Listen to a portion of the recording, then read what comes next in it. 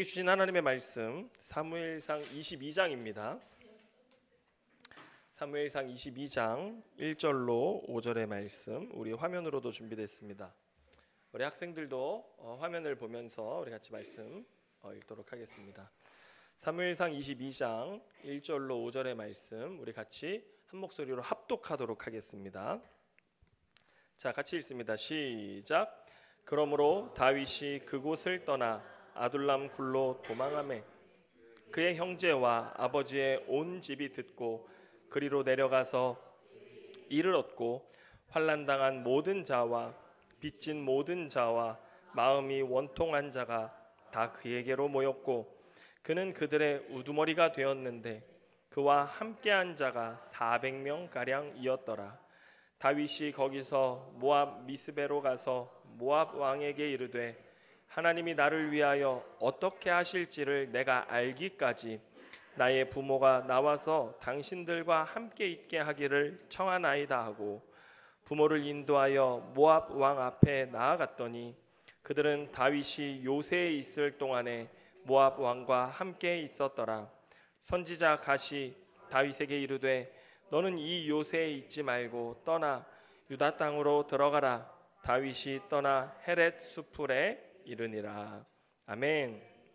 자, 오늘 이 말씀 가지고 하나님이 찾으시는 왕 28번째 말씀을 함께 나누도록 하겠습니다.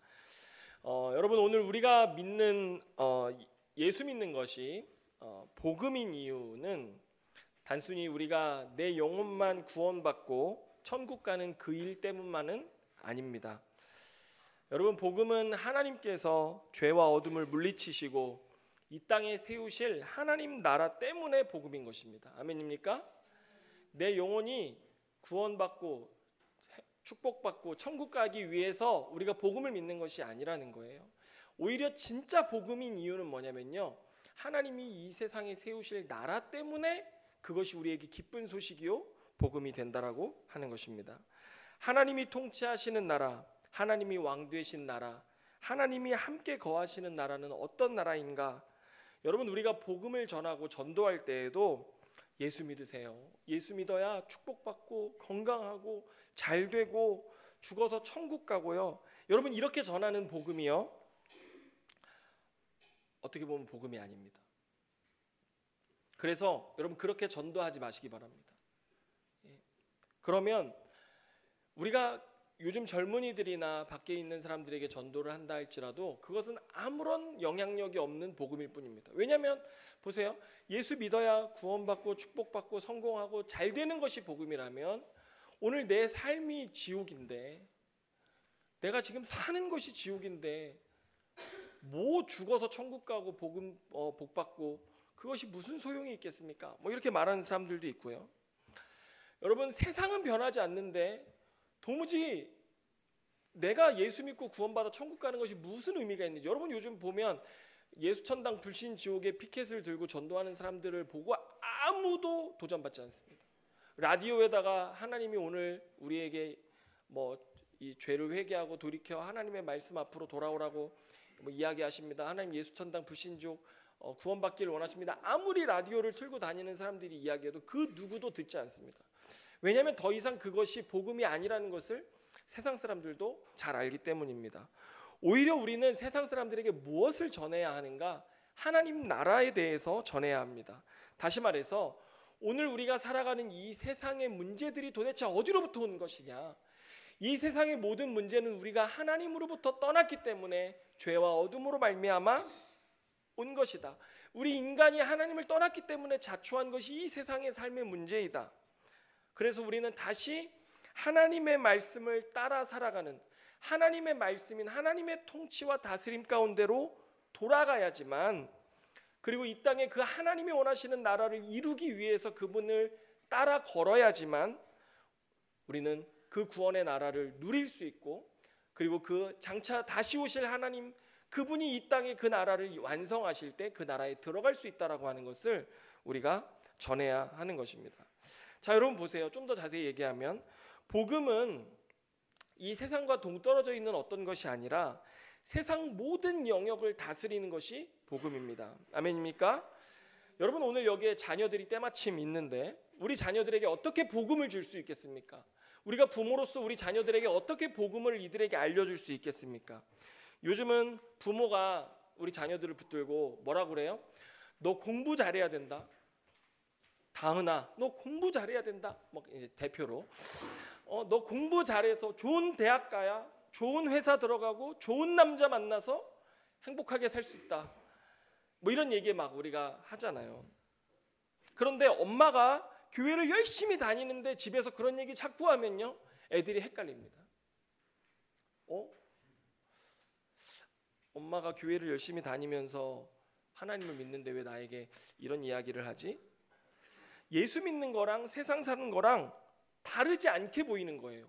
예수 믿는 거랑 세상 사는 거랑 똑같지 않나? 이렇게 생각하는 것이죠.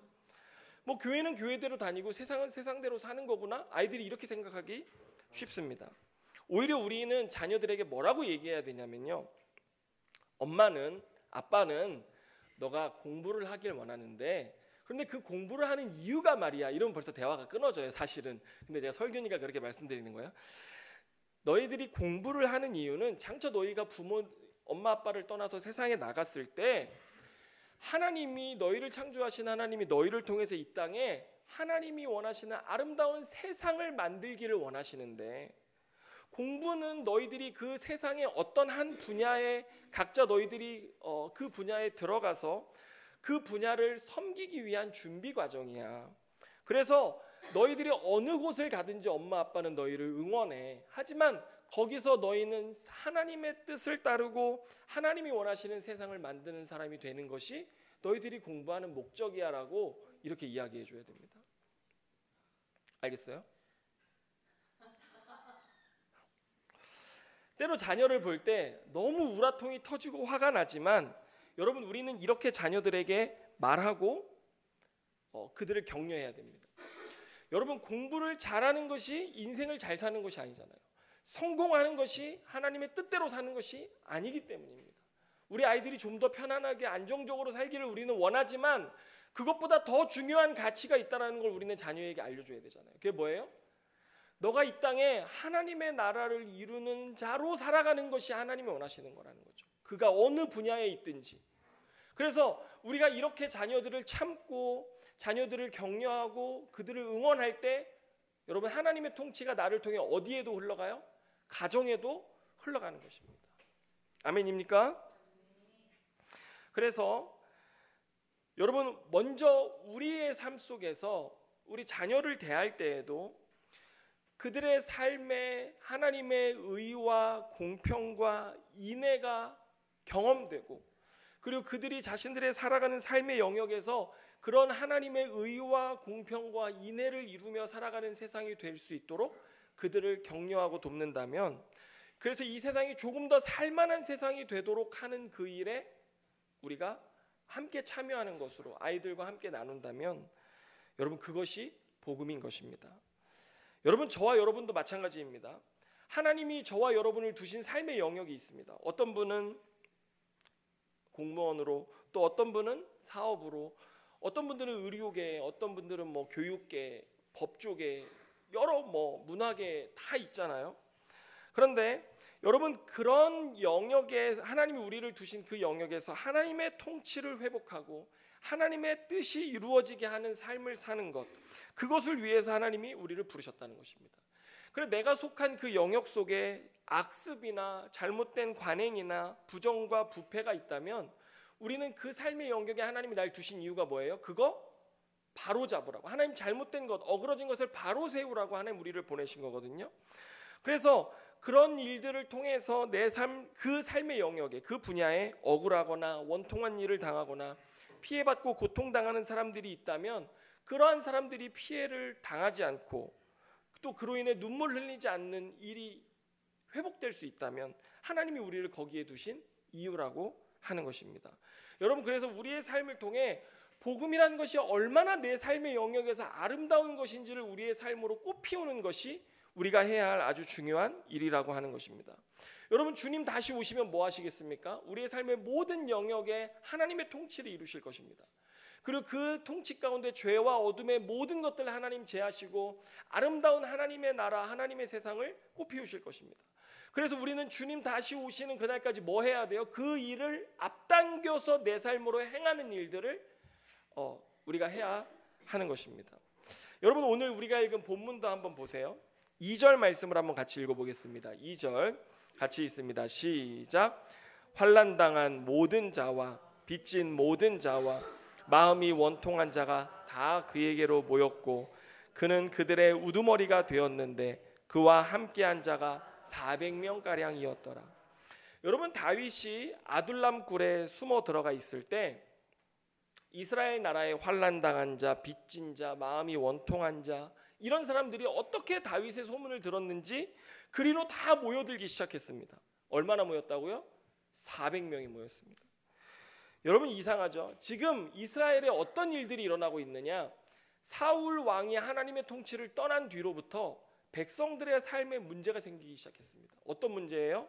여기 나와 있죠. 환난을 당하는 일이 있고요.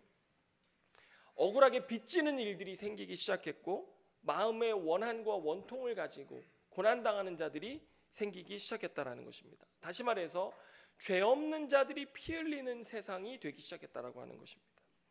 그리고 불의와 불법, 힘 있는 자들이 법을 넘어서는 일들이 생겨나기 시작했다라고 하는 것입니다. 여러분, 예수님 시대도 다르지 않았습니다. 우리가 예수님의 십자가를 구원받기 위한 어떤 하나의 방편으로만 생각하는데, 여러분, 예수님의 십자가를 단적으로 보면요, 예수님을 대적하는 사람들이 자신들의 지위와 기득권을 유지하기 위해서 나의 기득권을 예수가 위협하자 어떻게 한 거예요? 정치적으로, 권력으로 그 예수를 십자가에 매달아 죽인 것입니다. 특별히 억울한 누명을 씌운 것이죠. 그는 신성을 모독했다. 그리고 정치적인 반역자다라고 하는 프레임을 씌우고 누명을 씌워서 십자가에 못 박아 죽인 것입니다. 여러분, 이런 세상, 하나님의 통치를 벗어난 세상이다라고 하는 것을 전적으로 보여주는 것입니다. 그뿐입니까? 여러분, 선한 사마리아인의 비유 아시죠? 제가 그 비유를 공부하다가 깜짝 놀란 일이 있었는데, 이 여리고로 가는 길에 이 강도들이 출몰을 많이 했습니다. 그런데 이 강도들이 누구냐? 당시 로마가 식민 통치를 하는데 세금을 걷어들이잖아요. 그런데 세금을 이만큼을 내라라고 하는 거예요. 로마가 요구한 세금조차도 굉장히 감당하기 어려운 세금의 양이었습니다. 그런데 그때 등장하는 사람들이 세리들입니다. 세리. 우리가 삭개오에 대해서 배우는 것처럼 이 세리들이 로마가 부과한 것 이상의 것을 거두어서 헤롯 왕에게도 주고 자기들도 챙기고 로마에도 주고, 그러니까 결국 그 세금을 내야 하는 백성들은 어떻겠습니까? 살 수가 없는 거예요.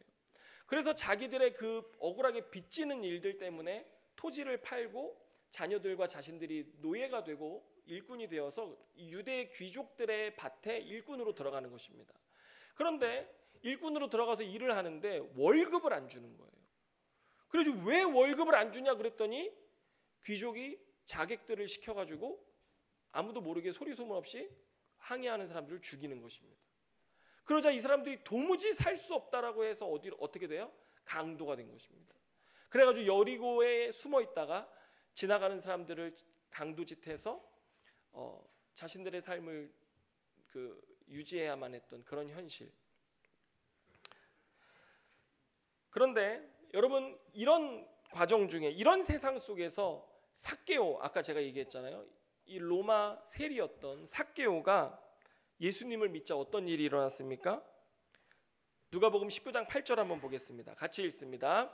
자, 시작. 삭개오가 서서 주께 여짜오되 주여 보시옵소서, 내 소유의 절반을 가난한 자들에게 주겠사오며 만일 누구의 것을 속여 빼앗은 일이 있으면 네 갑절이나 갚겠나이다. 여러분 보세요. 삭개오가요, 세리잖아요. 세리 중에서 세리장이에요. 그런데 그가 어떻게 하냐면 예수님을 만나자 그의 삶에 변화가 일어났어요. 그 변화의 결과가 뭐냐? 자기가 불의한 방법으로 얻은 소유의 절반을 가난한 자들에게 돌려주겠다라고 하는 것입니다. 놀라운 일이죠. 그리고 내가 누군가에게 속여 빼앗은 것이 있다면 네 갑절을 갚겠다라고 하는 것입니다. 여러분, 이거 엄청난 손해배상입니다. 그래서 어떻게 보면 삭개오가 이 일로 인해서 파산했을지도 모릅니다. 그런데 삭개오는 그런 삶의 결정을 내린 것입니다. 예수 그리스도를 믿었기 때문에. 그의 삶에 이런 아름다운 변화, 아름다운 결정으로 인해서 그 복음의 아름다움이 드러나게 되었고요.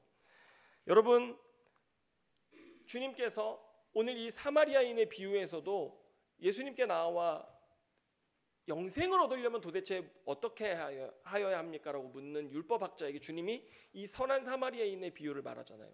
그 선한 사마리아인은 누구였냐면 사마리아 사람이었습니다. 당시 사마리아 사람들은 유대인들이 개처럼 여겼던 사람이었습니다. 그런 사마리아인인데 강도 맞는 자, 이 강도 맞는 자가 쓰러져 있는데 어떻게 된 거예요? 제사장도 그냥 지나가고 레위인도 그냥 지나갑니다.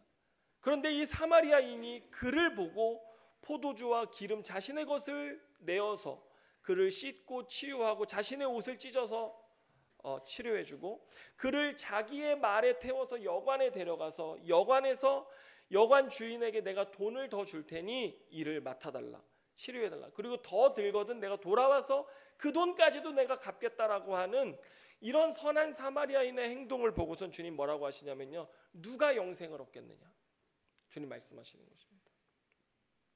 여러분, 정말 영생을 얻을 자가 누구냐?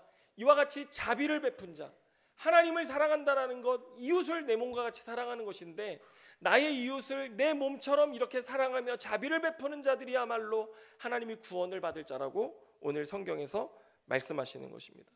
여러분, 그래서 우리는 이 복음을 이야기할 때 복음으로 인해서 우리가 세상을 때로 비판하기도 하지만 이 복음이 얼마나 아름답게 꽃필 수 있는지를 우리가 보여주고 또 나타내는 삶을 살아야 할 텐데, 여러분, 삭개오의 이와 같은 변화 우리의 삶에도 있다면 여러분, 이것은 굉장한 복음의 열매이고요. 또 우리 주변에 선한 사마리아인과 같은 사람들이 많아진다면 여러분, 이 세상은 어떻겠습니까? 정말 살만한 세상이지 않겠습니까? 요즘 지나가는데 괜히 칼로 찌르고 뭐 발로 차고 폭력과 폭행이 난무하는 이런 시대인데 여러분, 지나가는데 쓰러진 사람을 이와 같이 사랑하는 이웃들이 있는 나라라면요, 정말 살만한 나라인 거고, 그런 나라가 어떤 나라예요? 하나님의 복음이 사라지는 나라라고 하는 것을 오늘 성경은 우리에게 보여주는 것입니다. 여러분, 제가 여기 오늘 허기 집사님 오셨는데 허기 집사님이 예전에 다른 교회에 있다 저희 교회로 오실 때 제가 집사님에게 한 가지 강조했던 게 있었어요. 전에 있던 교회에서 집사님은 이제 남편이 교회를 다니지 않으시기 때문에 코로나 때였어요. 코로나 때는 예배도 금지되고 뭐 여러 가지 어려운 상황들이 많이 있었잖아요. 그런데 교회에서는 너 계속 교회를 나와라, 예배 나와라 계속 이야기를 하고, 집사님의 남편은 어때요? 이 사업을 하시는데 본인이 코로나에 걸려서 일을 나가지 못하게 되면 큰 손실을 겪으니 교회를 가지 말아라, 이렇게 이야기를 하는 겁니다. 그 안에서 이제 갈등하시는 거죠. 교회는 너가 교회를 나와야 된다, 너가 믿음으로 일어서야 너의 자녀들도 하나님 앞에 믿음으로 설 거고 네 남편도 전도할 수 있을 거고, 교회에서는 계속 이렇게 집사님에게 한마디로 뭐 정죄 아닌 정죄를 했던 것이죠. 집사님도 그것 때문에 많이 상처받고 많이 힘들어하셨는데 이제 시흥으로 이사 가시면서 우리 교회를 나오게 됐어요. 그런데 시흥으로 이사 가셨다고 교회 나올 상황이 별반 좋아지거나 그러진 않으셨어요. 그런데 그때 제가 집사님께 꼭 드린 말씀이 있었어요. 뭐라고 했냐면, 교회 때문에 집안에서 남편이나 자녀들과 절대 갈등하지 마시라고. 교회보다도 중요한, 교회만큼 중요한 것이 가정이니 교회 못 나오시면 온라인 예배로 드리시면 되고, 그리고 만약에 남편은 이제 토요일 주일만 쉬시잖아요. 그러니까 때로는 가족끼리 어디 놀러도 가고 싶고 행복한 시간들을 보내고 싶은데 집사님은 교회를 가야 되잖아요. 그러면 가족 간의 모임이 이루어지지 않잖아요. 그럼 제가 어떻게 하라고 했을까요?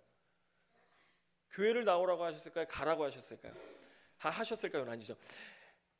거기 여행 가시라고. 여행 가서 가족들이랑 행복한 시간 보내시라고. 그게 오히려 하나님이 원하시고 하나님이 집사님의 가정 가운데 원하시는 일이니 가서 행복하게 시간 보내시고, 절대 신앙의 문제로, 교회의 문제로 자녀들이나 남편과 갈등하는 모습을 자녀들에게 보이지 마시라고. 자녀들이 엄마 아빠가 교회의 문제로 갈등하면요, 교회 안 다닙니다. 신앙생활 하지 않아요. 그래서 행복한 모습, 즐거운 모습, 교회가 얼마나 이렇게 가정을 위하는 교회인지를 알게 해주라고. 그랬더니 이제 집사님도 자유로워지신 거잖아요. 그동안 어떤 정죄가 이제 없어요. 그래서 집에서 늦으시면 또 이렇게 나올 상황이 안 되시면 온라인 켜놓고 같이 예배 드리시고 또 가족들 챙겨줄 거 챙겨주시고 이러면서 남편분이 어느 날 한번 그런 이제 교회 목사님이 이런 말을 했다라고 이야기를 전해주니까 남편분도 마음이 조금 열리셨다라고 하는 이야기를 들었어요. 여러분, 복음은 이런 겁니다. 아름다운 것이에요. 우리의 가정에서나 우리의 자녀들의 삶에 있어서나 내 삶에 있어서나 굉장히 아름다운 것입니다. 그래서 가정을 더 가정되게 하고 내 삶을 더 이롭게 하기 위해서 복음이 있는 것이지, 싸우고 갈등하고 분란 일으키기 위해서 복음이 있는 것이 아니거든요. 여러분, 우리는 이 세상을 살아갈 때 주님의 뜻과 주님의 통치가 무엇인지를 알고 그 분별해서 신앙생활을 할 줄 알아야 하는데요. 그래서 우리의 삶의 복음이 이토록 아름다운 것이라는 것을 자녀들에게 알려줘야 돼요. 그리고 우리가 살아갈 때도요, 내 삶을 살아감에 있어서 여러분, 하나님이 우리에게 주신 경제적인 여건이 있잖아요.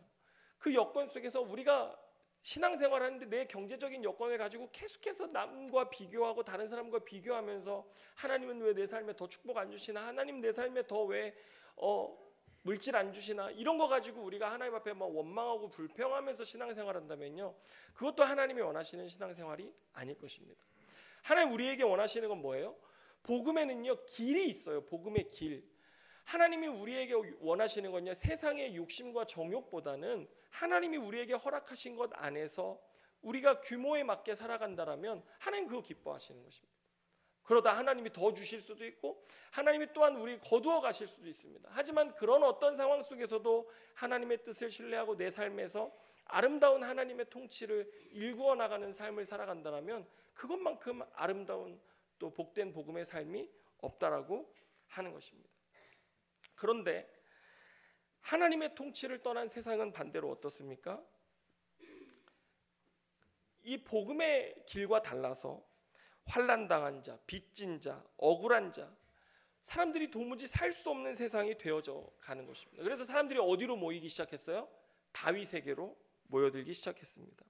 오늘 본문에 긴 내용이 담겨져 있지만 제가 짧게 말씀드리면, 여러분, 그런 하나님의 통치를 벗어난 결정적인 증거가 무엇이냐? 가장 억울한 일을 당한 대표적 사례로 아히멜렉 제사장에 대한 이야기가 오늘 22장에 나옵니다.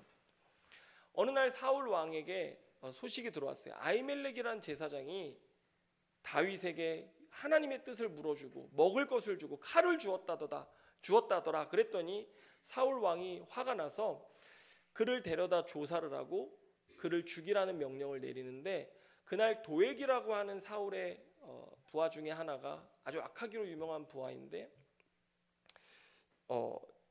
그 가족 75명을 하루아침에 학살하는 일들이 벌어지는 것입니다. 여러분, 그래서 이 아히멜렉 제사장에게서 남은 아들 한 명, 아비아달이라고 하는 그 제사장이 다윗에게로 도망옵니다. 이 아둘람 굴로 도망오는데요, 그렇게 해서 이와 같은 어려운 스토리를 가진 사람들이 모인 곳이 아둘람 굴이 되었고, 몇 명이 모였다고요? 400명이 모였다라고 이야기를 하고 있습니다. 여러분, 그래서 사람들은요 아둘람 굴을 소위 교회로 많이 비유합니다. 여러분, 교회는 어떤 곳이어야 하겠습니까? 교회는 그야말로 자비가 베풀어지는 곳이어야 합니다. 여러분, 하나님께서 우리를 교회로 부르셨는데 우리는 하나님이 우리를 부르신 또 교회와 세상의 영역 속에서 이 복음을 살아가는 자들이어야 한다라고 하는 것입니다.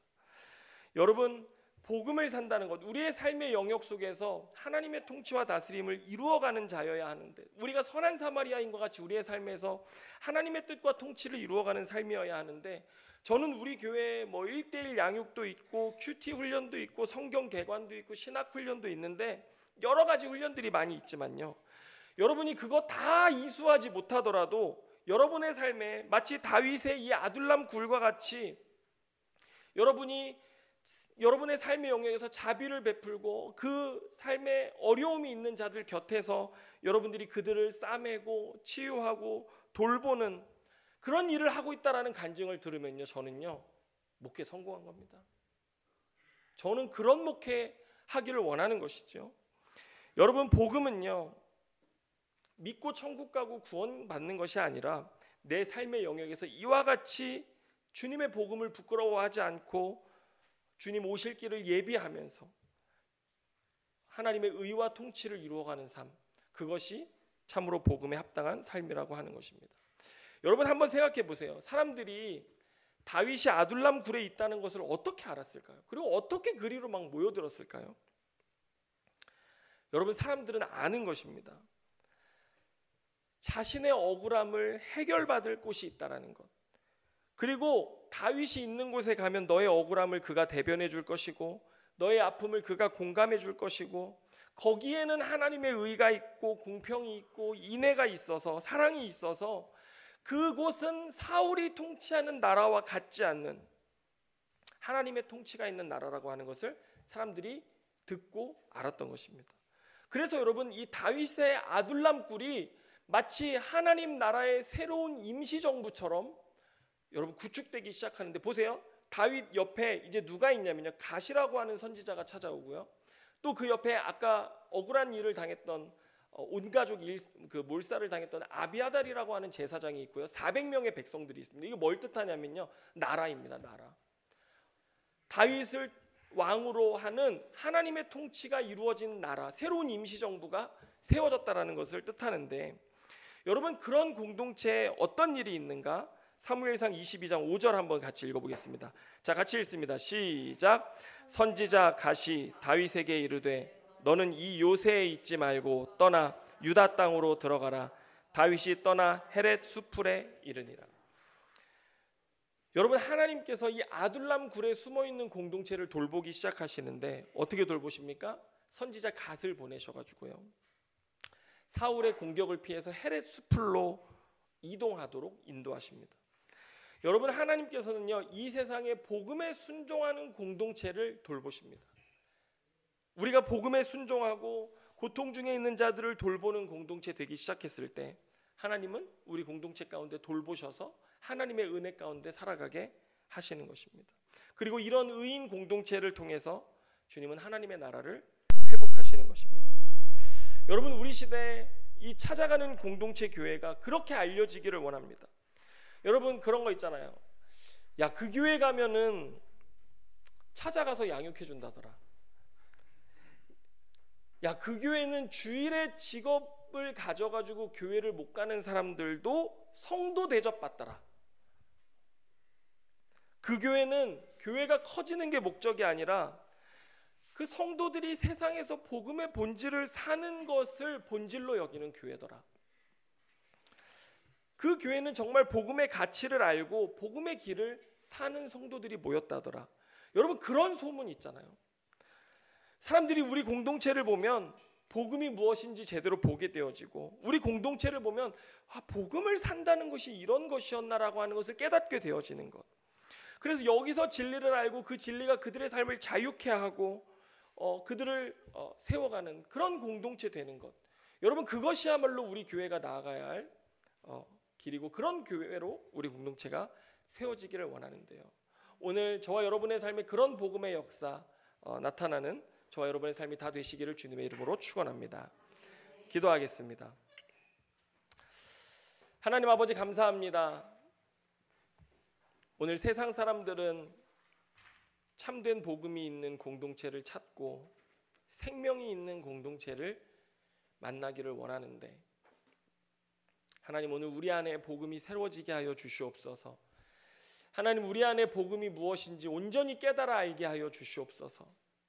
복음은 그 사람의 삶에 죄와 어둠을 몰아내고 아름다운 하나님의 통치의 꽃을 피우는 것이 복음일진데, 하나님 먼저 오늘 우리의 삶에 그 복음이 올바로 세워지게 하시고, 하나님 우리의 삶의 영역과 일상에 하나님 나를 세우신 그 삶의 영역 속에 하나님의 통치가 나타나게 하여 주시옵소서. 하나님 그렇게 살아가는 우리 성도들 다 되게 하시고 그렇게 소문나는 우리 교회 되게 하여 주시옵소서. 모든 것 주님께 감사와 찬양과 영광을 올려드리며 예수님의 이름으로 기도드립니다. 아멘. 할렐루야.